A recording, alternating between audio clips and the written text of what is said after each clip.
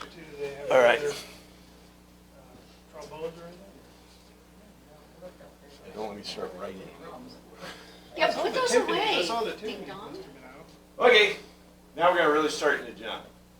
So I've got the format's a little bit different, but I'll have to describe some things to you. We'll eventually get there, but I gave you some stuff from this, and I expect we'll get to the first 5 verses maybe, and that'll be good. But there is some explanation, and without the computer, it'd be impossible to be able to do it in quite as much detail. But the 2 words that we need to really focus on, and I've given you the meanings before, logos and cosmos. And I'm going to show you a picture of cosmos. I draw a picture usually. I've got it in my notes, so like pre-drawn, so we can see it, so it won't be all messy. The way you can totally comprehend it, maybe. But the most important thing to realize about logos, and this really kind of irritates me a little bit. I think I gave you the list before. There are about 10 words that the Greeks use that we translate as say and said. Say and said. But the Greek words, because Greek vocabulary, remember, Greek vocabulary is very limited. There's about 20,000 words in Greek, maybe less in ancient Greek. And we're going to actually see that. If you remember back to Hebrews, and I'm giving you a foretaste of glory divine in John, but in Hebrews we had these words that were really kind of complex, neat words, like parakleo, right? And a lot of kata words, down, words that had very different meanings in translation. Metaepithumia, epithumia. There are words that are just have very specific meanings in Greek, and we take them and turn them into mush. And really this is true, if not more true, about the say and said words. And logos are actually, lego is the verb, and logos is the noun. And lego specifically means to make a logical argument. That's what it means. It is translated almost always as say and said, and we're going to see that as examples in the text we look at. That is a completely inaccurate translation of that word, because when a Greek person says, I'm legoing you, anglicizing it, right? They are telling you that I am giving you, to the best of my ability, a reasoned or logical argument, and that I've thought about it. It isn't like I'm coming off the cuff or off the hip, right? Throwing it against the wall and seeing what sticks. Right. If I were going to do that, I would say, I'm giving you a fimi, right? I'd use the word fimi, again, anglicizing. I'd say, I'm fiming you, right? I'm giving you my opinion. I haven't thought about this very much, or maybe I have, but it's not a reasoned argument. It's my idea. If I were going to tell you a story, I'm going to give you a rimi. As a matter of fact, the word translated for word is usually rimi, and we're going to find that the noun translated for word usually means rimi, for word, not logos. A logos is only one thing in Greek, and that's a reasoned argument. So translating this word as word is not a great thing. Now, you say, why do we have errors like this? And I'll bring it up to you. There's Strong's, there's Vines, and there's Woodhouse. I use mostly Vines. Strong's is the kind of been the standard for way too long. The problem with Strong's is early source state information that the first writers kind of put together of the translated dictionary of Greek, of ancient Greek, of Koine Greek. And the problem that you get is what? It's like it's like the first model of anything. Lucky Lindy said, never fly the A model of any aircraft, because it's dangerous. Now we've gotten better at designing airplanes, so it's not always true today. But his point is that when you first come out with something like the first dictionary, right? It's not going to be as accurate or as reasonable as the dictionaries that have been, we've been messing with dictionaries for what, 200 years now, 250 years? Beta software. Yeah. Same there, I remember. Beta software and computers is a great example. So Strong's has been kind of the standard, but Vines is the guy who really looked into the ancient Greek and into the, what do you call it, of the words, where the words come from, how they're developed, and what their real meaning is in Greek. And so when I'm looking at Greek stuff, I'm usually looking at Vines, because I think it's a better source. And then I also look at Woodhouse. And Woodhouse is Athenian Greek. It's what we call the classic Greek. And so I argue all the time, I haven't got beat up yet, but I think Koine Greek is closer to Athenian Greek because the people who are speaking Koine Greek wanted to sound like Oxford scholars, especially the writers, right? Why did William F. Buckley have a Harvard accent? Well, it's because in his era, having a Harvard accent meant you were sophisticated, educated. Why did people have an Oxford accent, right? Because that conveyed in England, and even today conveys in England to a degree. You guys remember the My Fair Lady or the one before that, Larry? Right? Right? Well, hi, mate.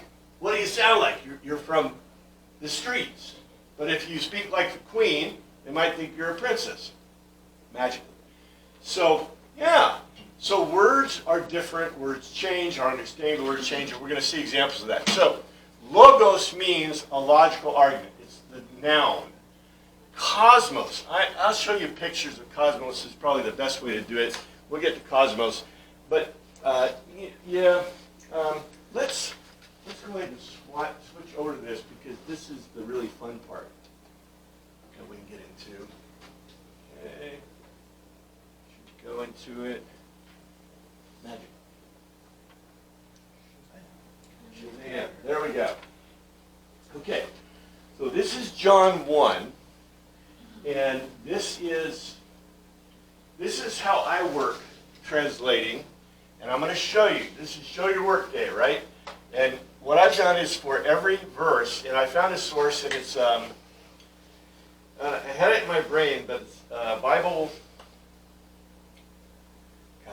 I had it in my brain last night, and now it slipped my brain. I need to write a note for you. But it's a Bible source that is on the internet.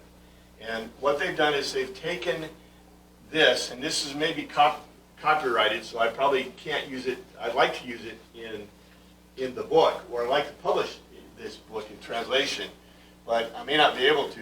This may be copyrighted, but it doesn't say it's copyrighted, so it may be in public domain information. But these are the Greek. Okay, what is this on the top? And what's really neat about this is electronically, this does stuff that I have to do mechanically with I've done other translations mechanically. But notice, this is Strong's Greek, and I warned you about Strong's, but this gives you at the top the Strong's number, which is used by Vines and also used by other sources, the Strong's number, and if you do a rollover, it tells you its meaning according to Strong's. It also will give you the meaning. This is the Anglicization of it, so that's EN. And it says it's a preposition, etc., etc. And this is the Greek itself with the accent mark. And this is what they have translated it to be. I don't necessarily agree, but that's okay. What we do is we take the information we have and we put it together and try to find out what does it really say. And you realize why they might, well, we'll see. We'll see. I won't be pointing out every little issue to you, but I'll try to point out the bigger issues and make it obvious. It should be obvious. On the bottom is the part of speech. So this is a preposition. This is a noun in dative. And okay, I know what do we learn in English? The subject, the predicate, the object of the predicate. No. Nobody does that in the real world. In the real world of English or of languages, we always talk about the nominative case. Nominative is the subject in English. We always talk about the accusative case, which is the object of the nominative. We talk about the dative, which is the actor on the object to the noun or to the nominative case. And we always talk about the genitive case, which is the genitive case is the possessive. So, for example, in this you have, and I interpret this, you don't have to worry about it, but see here's a, oh, and I'll talk about verbs in a second. But here we have a nominative case. This is a nominative article. And by the way, I'm going to point out other stuff to you. Here's a nominative. So the nominative, this is the subject. So if you notice already, this is really peculiar in some ways. Number one, this is interesting because this is the was verb. This is the is verb. And if you remember in Hebrews, there weren't a whole lot. And I told you before, in normal Greek, you don't find a lot of is, were, has, identity. So identity, you don't see many identity verbs. You didn't see it in Mark either. You didn't see it in Matthew. You don't see it in Luke. You don't see it in any of Paul's writings. But guess where you find a lot of identity verbs? John. That's an indicator. But you notice you have a verb before the subject. Do we do that in English? Only when we're asking a question, right? In a question format, we might put a verb before the subject to the nominative. Greek does it all the time. So what you have to do is, when you translate, you have to figure out what the subject is, what the accusative, the dative case, etc., etc.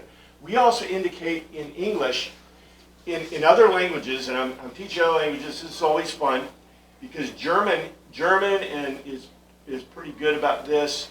English is not. English uses prepositions to indicate the dative and accusative cases, although our dative and accusative cases are kind of messed up. Like, for example, and prepositions take, in especially English, in our languages, prepositions take dative and accusative cases. So the object, and if I'm confusing you, I'm sorry. This is basic language stuff, and this is kind of thing. And so as we'll ease into it, and we'll get more and more knowledge, and maybe that'll be more better. You can see also we have this, kai. Kai is a conjunction meaning and you see it all the time. We would say it's bad English to keep throwing in conjunctions like crazy, but Greeks love to do this. The reason they do it is because they're showing continuity. And you remember, they don't have sentences. They have statements, but not sentences. They don't have paragraphs. So how do you indicate continuity in a language when you don't have any breaks in the language? You throw in the conjunctions, right? Or a comma. They don't have any commas. You're messing me up. They don't even have spaces. See, this is spacer-rated, right? But if this were written, and by the way, you notice what our authors or our dudes have done. They have put capitals. Are there any capitals? We call them minuscules and minuscules. There are no majuscules. There are actually multiple words that mean, in Greek, for example, some of the Greek is written completely in only capitals. Some of the Greek is written only in the minuscules, the small letters. And when they started mixing them up was late, very late date. So they don't capitalize. In German, every noun is capitalized in German. That way you know it's a noun. We're pretty cool, huh? Better know your parts of speech. In English, we only capitalize personal nouns, right?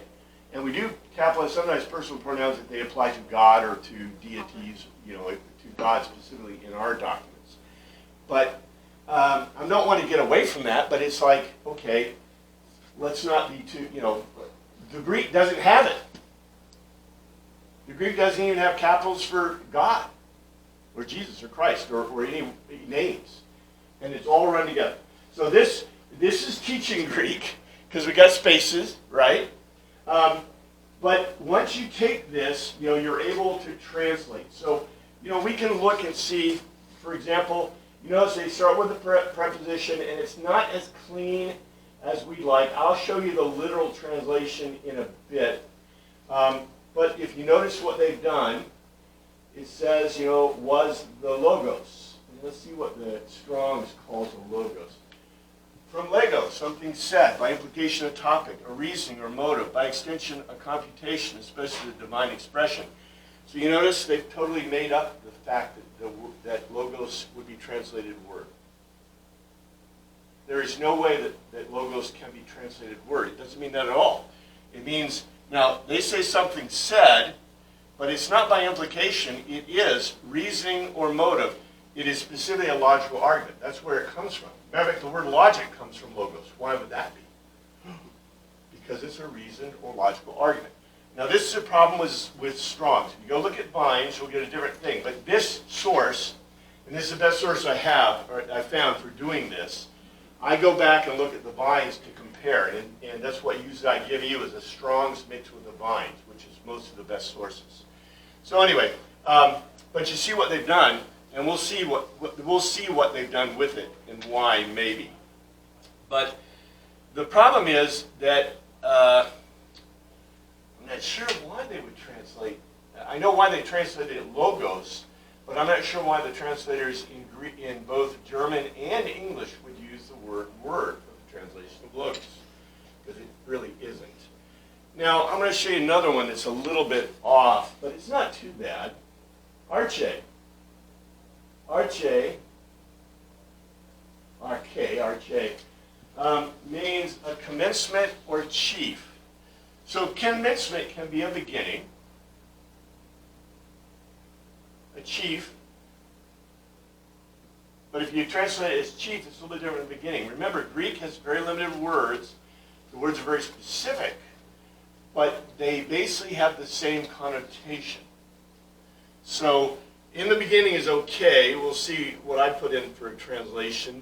Also, I want to point out that in Greek we see this ton. This is the accusative case right here, and it has an accusative article. There is no A's. There are no A's in Greek, so it's presumed to be A if there's no direct article. Direct article being the.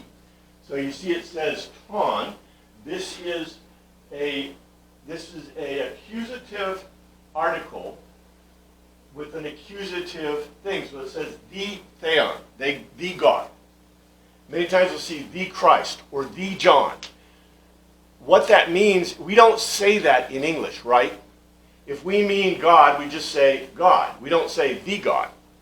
And if we want to specify an indirect article, we'd say a God, right? But to us, the God is God. We don't put articles ahead of people's names or proper names or proper things, right? Greek does like crazy. And the reason is, you say, why? It's the language. Why does Russian not have any articles? Basically, Russian has no articles at all. That's why Russian speakers always drop these and A's, because their language does not have articles. So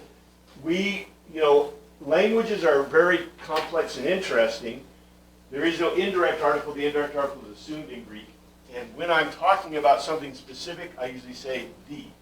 And like other languages, like German, if you say German or Spanish, I think Spanish does it.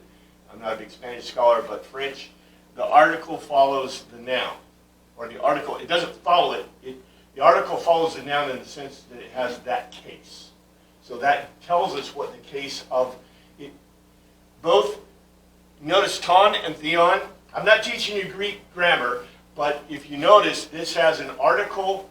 This is an accusative case of the noun with an accusative case of the article. We don't need to know all that, but this is how you figure out what it is, the type of speech it is. And you notice here, and God, right? So they skipped the article. That would be presumed to be an indirect a God. But, you basically can read it the point is that they said it was the God. Then we go to a nominative case. They don't feel like they needed to do that. Greek does that a lot. Okay, so you're saying they're not following their grammatical rules. You can either read that as a God, or you could also read that as an implied. Now, let's see, is there a good example here? Oh yeah, here's a great example. Now, the presumed nominative or subject of this is logos. However, I'm going to point out to you that in Greek, I can have a presumed pronoun. For example, this, and I need to talk a little bit about verbs. I don't know if I'm destroying your ideas or making your brains explode. Let's talk just a little bit about verbs. We'll talk more about verbs as we get to it, but this is a very interesting thing. This is an imperfect, indicative, active, third person singular. Now what does that mean? Third person singular means this could be he, she, or it, and it could be a presumed. In Greek, you many times have presumed pronouns, presumed nominative cases. In this case, we have a nominative. So it's talking about logos was. Now, Greek also, and we consider this bad English, right? Everybody tells you to write direct. What's the indirect? You write, okay, indirect was, the food was cooked. What am I missing? The subject. Well, who cooked the food? The food was cooked, I don't care who did it, right? We find those forms in Greek all the time. In English, we'd say that's bad grammar. Well, unless you're writing a term paper, it's terrible grammar. But anyway, they always tell you to write, the cooks cooked the food, or the chef cooked the food, or mother cooked the food, or dad cooked the food, right? Don't write in the, what do we call that? Passive voice. Don't write in passive voice. So this imperfect, indicative, active, actually, it's a roritus verb tense, can be a passive verb tense. So many times they leave off the subject, or the subject is just implied in the thing. We'll see that that's not true here because we have a direct subject, etc. But in translation, this is the way it works. Let's look down a little bit. I don't want to go through every single word. I just want to kind of give you an idea what the words are. So here again we have was, and we have the definite article. So let's see what, well, I did have the example up above. Here's what the NIV says. This says, in the beginning was the Word, and the Word was with God, and the Word was God. Okay?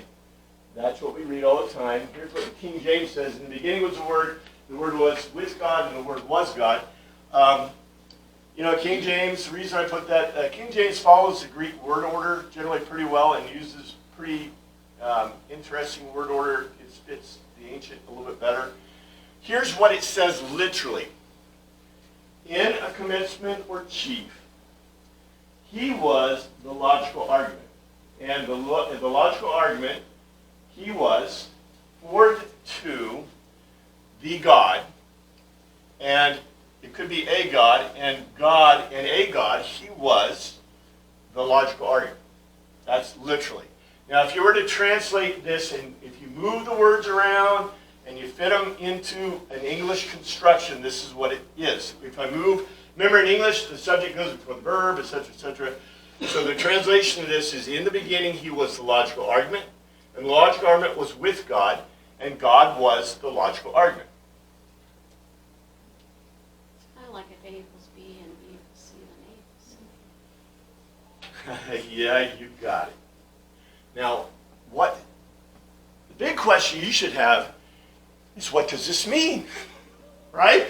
And I don't mean our opinions about what it means. I mean, what does it mean? And it's very easy. The quintessential Lutheran question. The quintessential Lutheran question that we usually answer, Jesus. well, Oh, okay. I was we answer with opinions, and from that the services. kind of buggers me a little bit. I'm not into that. Let's see. I wish I could double thing this, but what this is referring to is the Torah. Whoa, I really want to teach John after the Torah because now your brains should be steeped with the Torah if you've been thinking about it. But if you remember, we started with this in the Torah. And I told you this back there.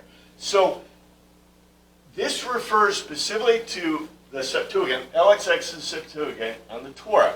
The command word of logos, the logical argument, is amar in the Torah. If you remember back, it said, and I've got it right here. In the beginning, Elohim, gods, created, singular verb, the heavens and the earth. And this is the translation in the NIV. Now the earth was formless and empty, darkness was over the face of the deep, and the Spirit of God, the Ruach, was hovering over the waters. And God, Amar, spoke the word of command. Let there be light, and there was light. So we have God, Elohim, a plural. In Greek, it's theos, with the singular verb, ruach, whose ruach, the breath, the Greek pneuma, was hovering over the waters. And God, Elohim, God, spoke, singular verb, amar, to speak a command. And this is Greek logos to provide a logical argument, and created the cosmos. We see this parallel in the Gospel of John. This is exactly what the Gospel of John is telling us about it. Yes, sir? What's the difference between the theon and the theos? It's the same. One is the accusative case. When we talk about nouns, for example, English we don't do this, but in German you do. So, Baal is the form. Let's see, is that a good example? No, German may not be. The articles in German take the form for accusative, dative, genitive. The nouns don't change. In Greek, the nouns change with the articles. So theos is the basic nominative. Usually when you look in a dictionary, you're looking up theos. But if you're the accusative case is theon. And the dative case is, or the genitive case is theo. And I think the dative case is theos too. We'll see an example. We can look at that. But yeah, that's great. Ask these questions because this is language stuff. It ain't.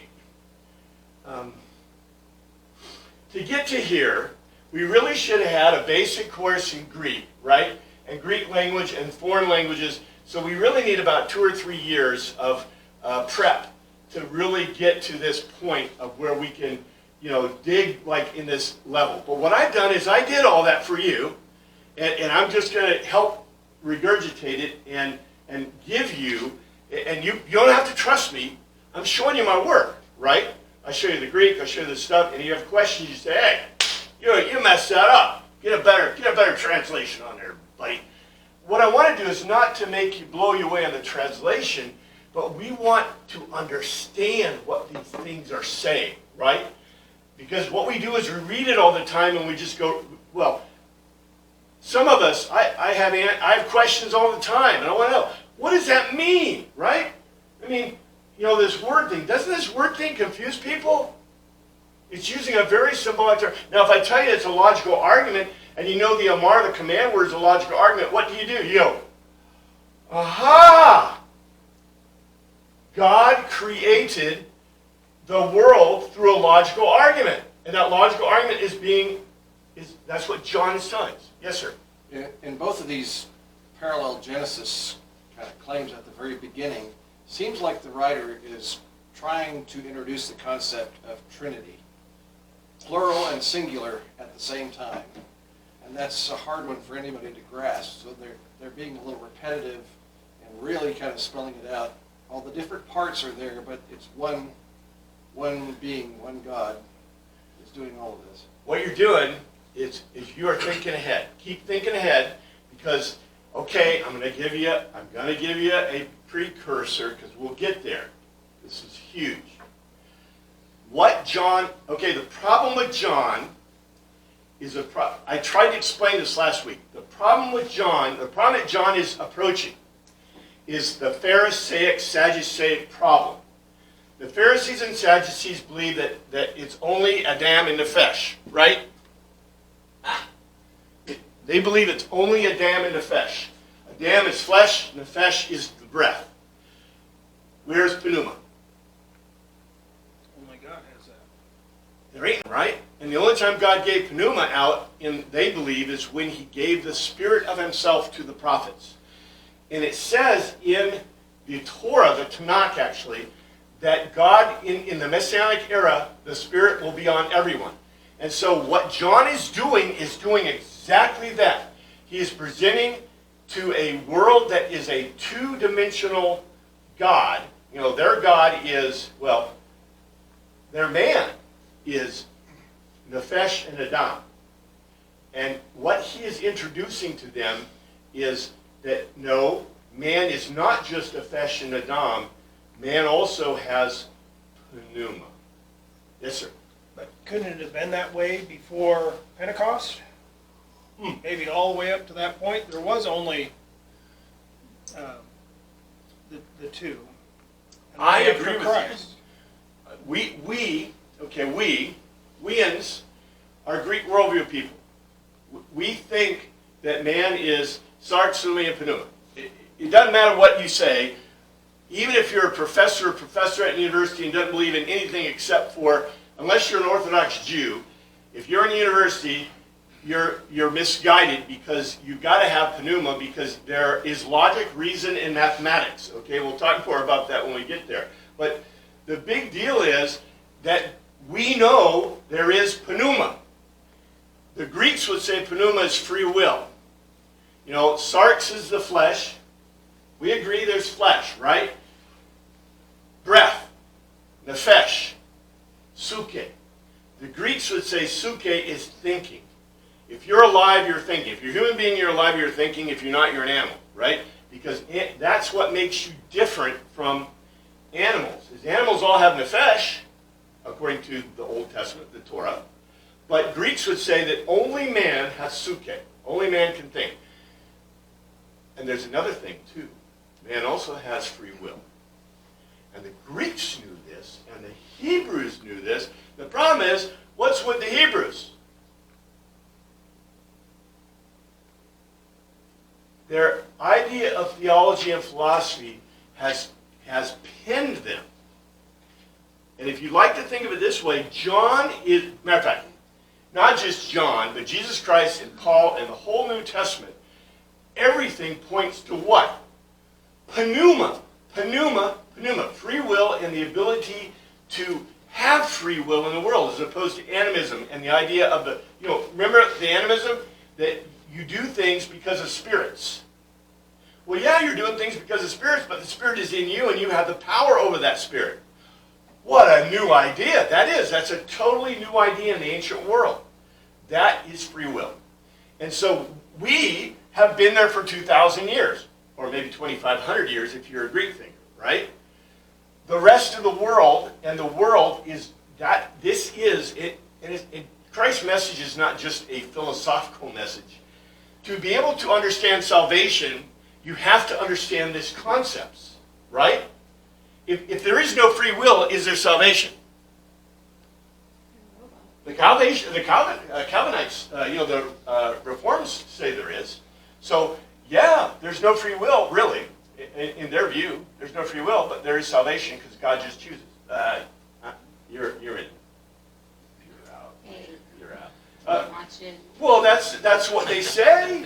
You may even think you've been in for your whole life, but you're really out, right?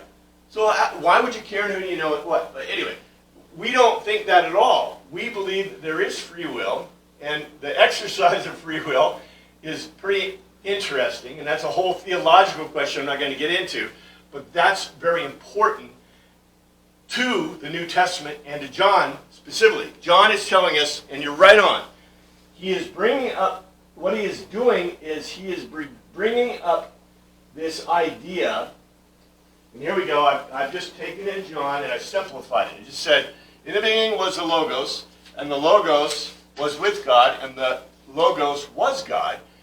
He was Theos. He was God in the beginning. Through him all things were made. And we'll get to this. This is also a parallel to the Greek used in Septuagint. So here's the Septuagint Greek. Now I didn't take the whole Greek, but it says this. In the beginning, God, Theos, singular, created a singular verb, the heavens and the earth. Now the earth was formless and empty, darkness over the surface of the deep, and the pneuma was hovering over the waters, and God, logos, actually he legoed, he made a logical argument, let there be light. So where did John get it from? He took it right out of the Septuagint, which came right out of the Torah. This is beautiful stuff. The parallel is beautiful. Now, the problem is that our translators decided to translate logos instead of as logical argument, which is what it obviously is, right? The command word, amar, is obviously a logical argument. Because look at the universe.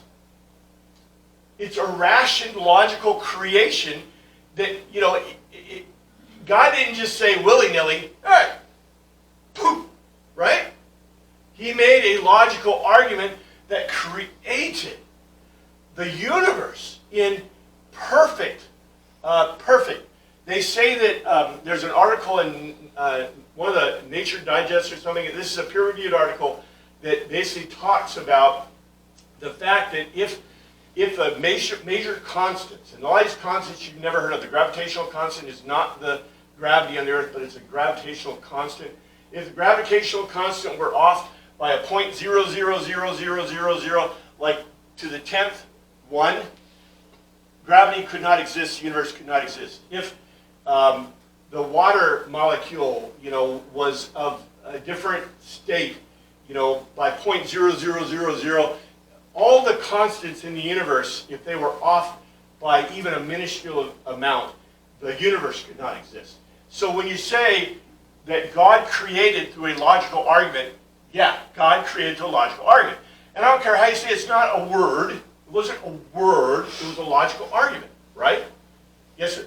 Would it be more simple of a translation for us to understand that if word was actually labeled as, you know, the universe or the power over the universe, that, you know, God was the universe and the power of the universe was God? Well, the problem is this, and we'll get, I don't remember where I explained this. I guess I'll start. I'll give you a precursor, okay? Because you're asking a great question.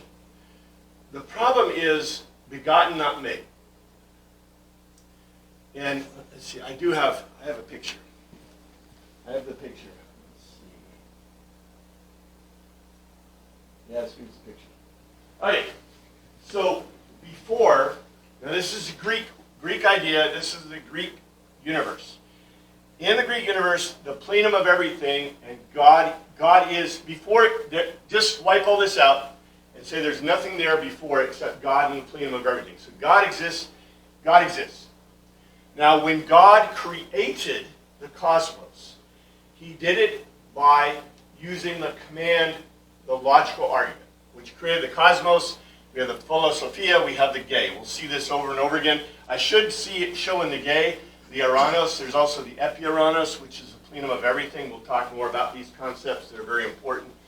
But the big deal is that when God created through the Amar, it was, when the four-dimensional God created the three-dimensional cosmos, or the creation, immediately, since God is in everything, is God also in the cosmos? Yeah, he's in the plenum of everything, he's in the cosmos, he's in everything, right? He's omnipotent. He's not in any specific location. But when he transcends through the cosmos, when he projects into or through the cosmos, the one God, who in four dimensions is one, looks like what? Three. And I'll show you a tesseract. This isn't easy to really comprehend fully, but the point is, like, let's say I have a triangle. Let's have a triangle that's a solid triangle, like a pyramid with three sides, and I project it into two dimensions. It starts as a point, it immediately becomes three sides, and I see a triangle, right? And as I go up, it becomes a triangle, and eventually it ends up as, it stays as a triangle. That is a picture in two dimensions, how a four-dimensional God looks when he's projected through 3 dimensions. So in other words, when God created the cosmos, what happened? Suddenly I have God the Father, I have God the logical argument, which according to John and the Torah created the whole universe, which is a part of God, which is, we call it Christ, which is what the argument John's going to make. And we also have the third one, which is God Pneuma, the Hagios Pneuma, the Ruach HaKodesh, the Spirit of God. So, even though God was already these 3 parts in a singular being, he was still a singular being. When he created the cosmos, that's why we say that Christ was begotten. Because he wasn't apparent separate from God except in the creation. Likewise, the Holy Spirit is not apparent in God until the creation, because they're projections of a 4-dimensional God that's one in 3 dimensions. Now, why didn't John just write that? Because he didn't have the words to write that. They didn't have the word tesseract. And I have pictures I can show you. Let's see. I don't want to go too far astray, but let me see if I can show you a tesseract. Because I have it in here. I grabbed some pictures. Let's see. Maybe it's best just to do it this way. I tried to grab some that would... Uh-oh. I want to show.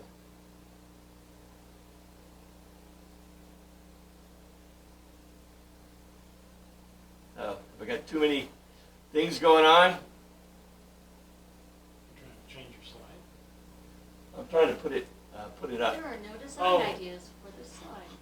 Here, go click on number 1 or number 2 or on the side left part. Huh? On the side left part, click on it. You're on number 9, you're on a blank one. No, I know. I tried. Oh, it won't respond. It won't go. It won't respond. Man, why won't it respond? Did you? I didn't know either.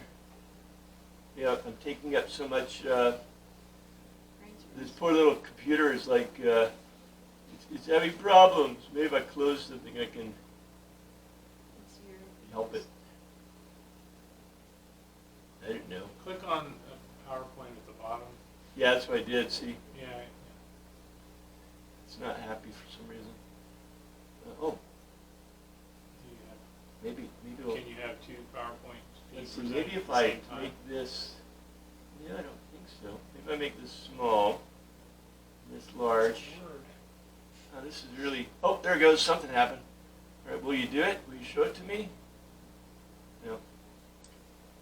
Is your other one still in slideshow?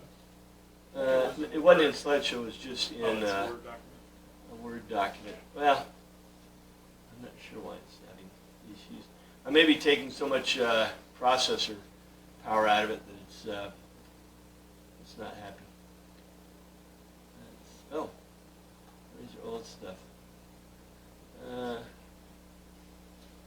do it. Oh well. Maybe I you must need more training. more training. I'm using so much of the power. Anyway, a tesseract. Use that board and draw it. Well, it's hard to draw. That's why I have pictures of it. Okay, they're even hard to see in the pictures. The point is this. You can project, well, we know you can project like in 2 dimensions, 3-dimensional things, like I said, when they pass through. If you read Flatland or whatever, you have 1-dimensional objects at point, you have 2-dimensional objects, you have planes, and they can all be projected into different dimensions. It's really hard for us to imagine, however, 4-dimensional things projected into 3 dimensions. The tesseract is a physical thing where it's a sphere and a sphere. And yeah, I guess I could kind of draw a sphere and a sphere, mess up this poor lady's thing here. If I take I'm trying to give you a tesseract. Let's see. If I do not a sphere and a sphere, Cube. a cube and a cube. So a tesseract is like this. Let's see. I'm trying to cubate it. I put a cube in a cube and then attach the points. The problem is this is trying to see something in something that is a four-dimensional thing in 3 dimensions and actually projects it into 2 dimensions, right? So this is a tesseract, but you have to realize that a tesseract is not, this is a non-physical entity in a 3-dimensional thing, and basically a tesseract is, you know what a mulvus is, right? A mulvus is an impossible thing in the world. You look up impossible stuff. Anyway, I had some pictures of things. Let's go to verse 2. All right. Here's verse 2. He was with God in the beginning. And we have this hotos in this is a preposition, in and in, arche pros ton theon. Okay, the same, this is what the King James says, the same was in the beginning with God. This is what it says literally. Himself he was in a commencement or chief, forward to the theos. In other words, this is a translation, this is a correct translation.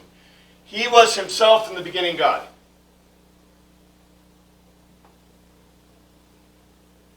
He was himself in the beginning God. He was not with God in the beginning. If they used that, they would have a different preposition. There is no preposition in this. It says specifically that Jesus Christ was God. This goes back to what I told you. We're looking at a four-dimensional being who's a singular being, that when the creation was created through the logical argument, that logical argument became evident because that logical argument was Christ. Now, do you see why they translated it this way?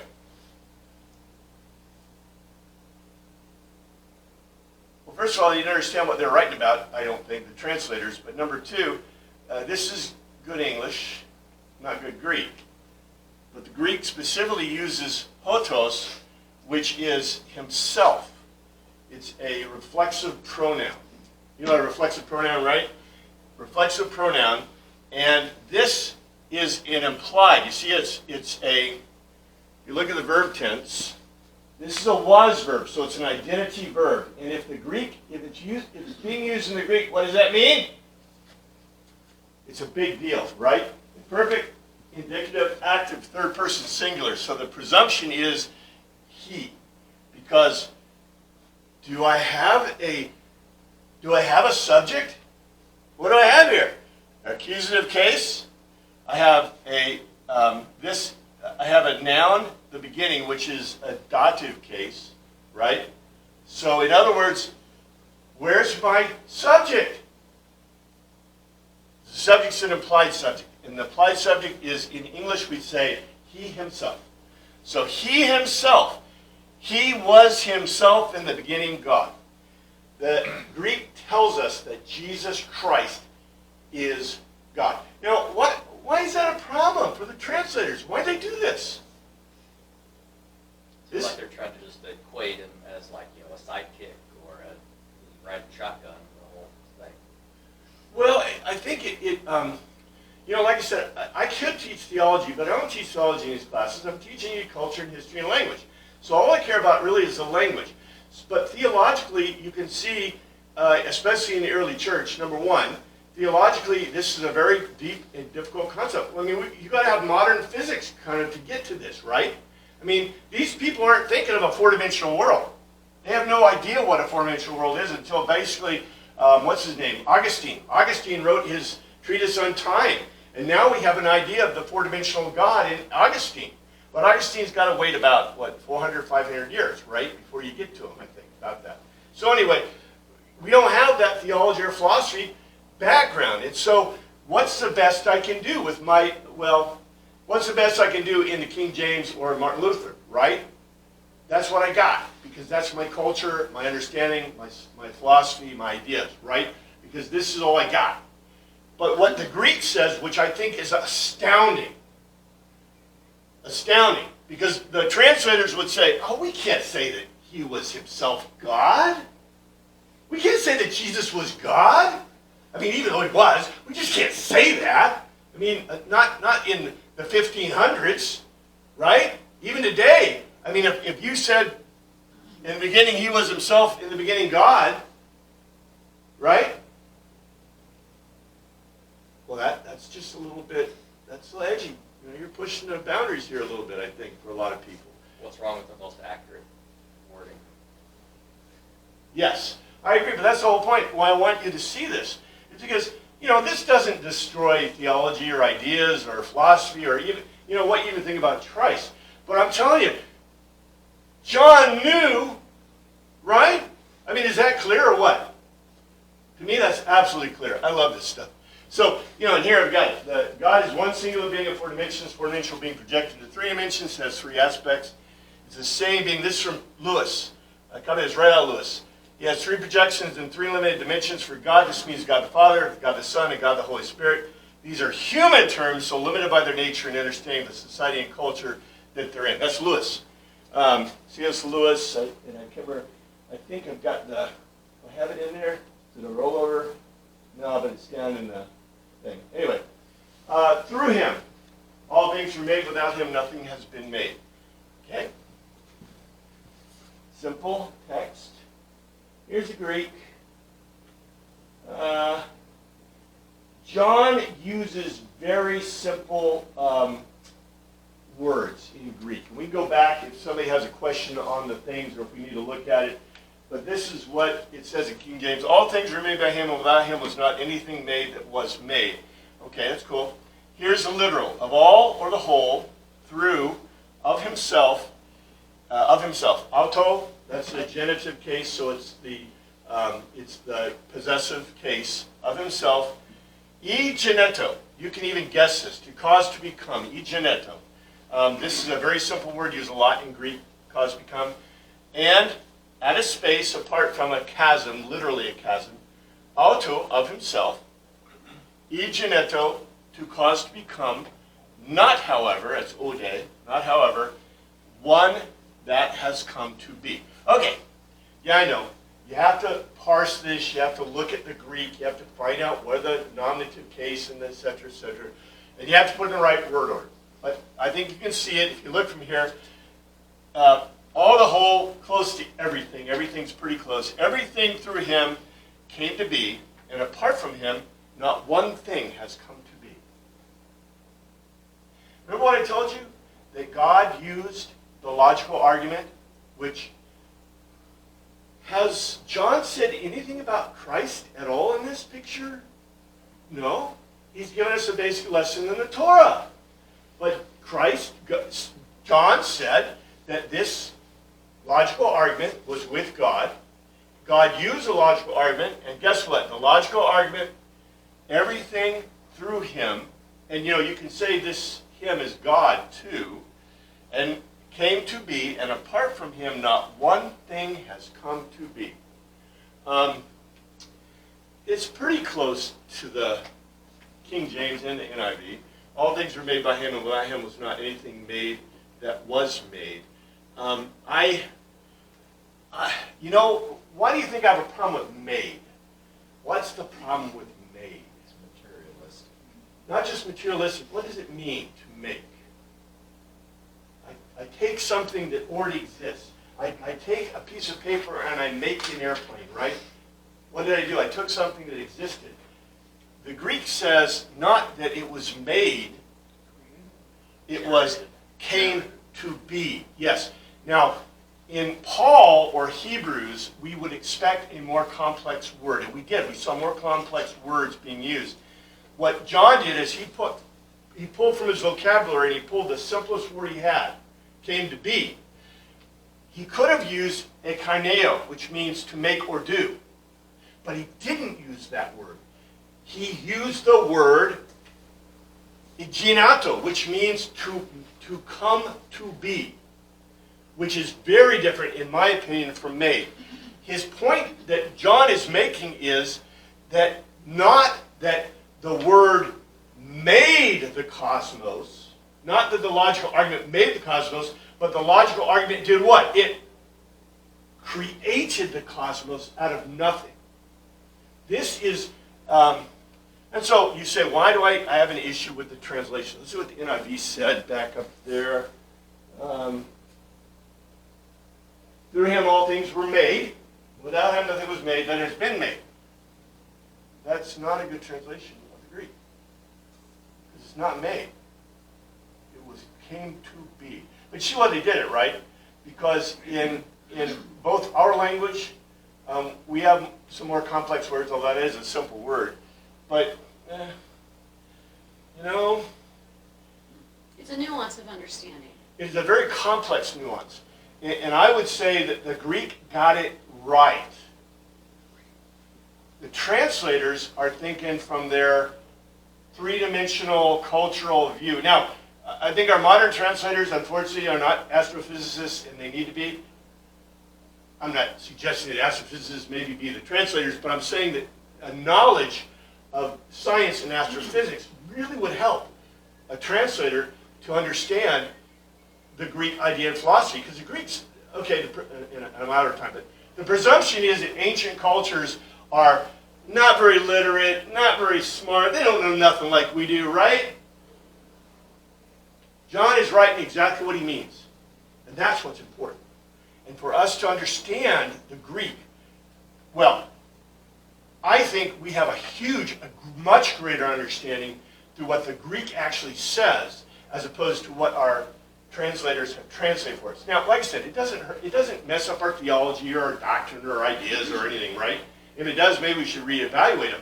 But what it does do is it makes our brains go, yeah, this God is real. And by the way, John is not a dupe-ahead, right? He's not a dope. John is a really, obviously, cogent and understanding God. Anyway, thank you, Father, for your word. I pray you look after us this week. In your name we pray. Kind of reminds me of a joke